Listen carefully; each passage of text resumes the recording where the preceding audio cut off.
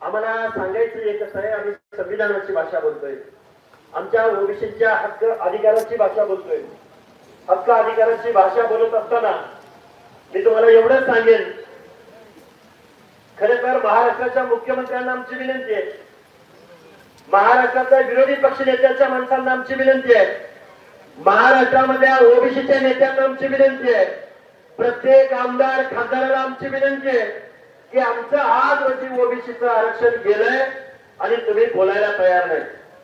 आम्ही गावगाड्यातली पोरं, ओबीसीची पोरं आम्ही बोलायला लागलोय तर आमच्यावरचे हल्ले होत आहेत. मुख्यमंत्री महोदय, तुम्ही आमच्या ओबीसीच्या आरक्षणाचं संरक्षण केलं नाही. काय बोलतोय मी?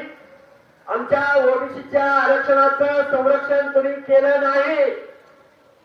हे जबाबदारीने मी ओबीसीला सांगतोय, ओबीसीच्या नेतृत्वाला सांगतोय, ओबीसीच्या आमदार खासदारांना सांगतोय की आपलं ओबीसीचं आरक्षण आज रोजी गेलंय आणि हे ओबीसीचं आरक्षण गेलंय म्हणून आम्ही आंदोलन घेतोय, मेळावे घेतोय.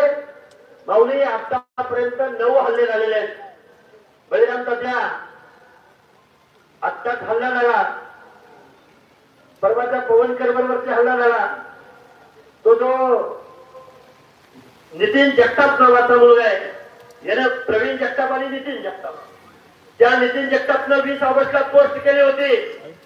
आता काही माणसं म्हणतील त्या विजयसिंह पंडिताला काय जाऊ द्या, त्याच्यावर आता ते बोलून पाऊस पडतोय, माझ्या माता भगिनी माझ्या समोर बसले. त्या विजयसिंह पंडिताला त्यानं पोस्ट केले की विजयसिंह पंडित, मला तुम्ही काम देऊ नका, पण मला हाकेला ठोकायची एक संधी द्या. त्याच नितीन जगतापनं काल परवा पवनकरवरचे दोन्ही हात मोडलेले, डोक्यामध्ये रॉडनं वार केलाय, त्याला टाके पडलेले आहेत.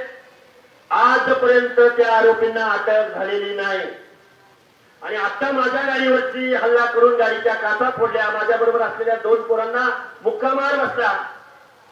त्या आरोपीला पोलिसांनी अटक केली, पण त्याला सोडा करून परत हे हरामखोर परत मनाला शिवी दिली. हे सगळी लोक ते आता पोलीस स्टेशनला जमा झाले. मुख्यमंत्री महोदय, आम्हाला या महाराष्ट्रामध्ये जगायचा अधिकार आहे का?